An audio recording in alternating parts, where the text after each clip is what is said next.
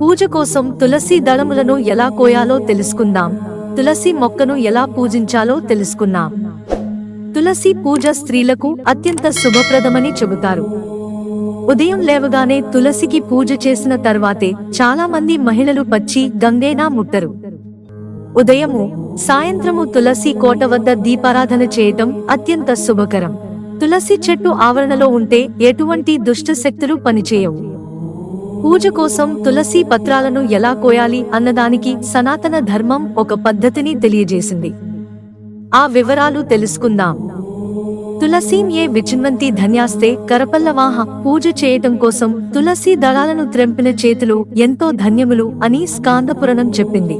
తులసి చెట్టు నుంచి దళాలను మంగళ, శుక్ర, ఆదివారములలో, ద్వాదశి, అమావాస్య, పూర్ణిమ తిథులలో, సంక్రాంతి, జనన మరణ శౌచములలో, వైద్యుతి వ్యతిపాత యోగములలో త్రెంపకూడదు.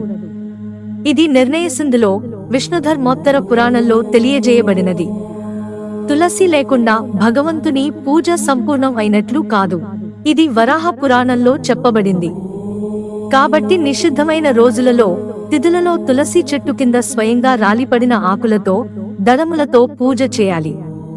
ఒకవేళ అలా కుదరకపోతే ముందు రోజే తులసి దళములను త్రెంపి దాచుకుని మరుసటి రోజు ఉపయోగించాలి. సాలగ్రామ పూజకు మాత్రం ఈ నిషేధము వర్తించదు.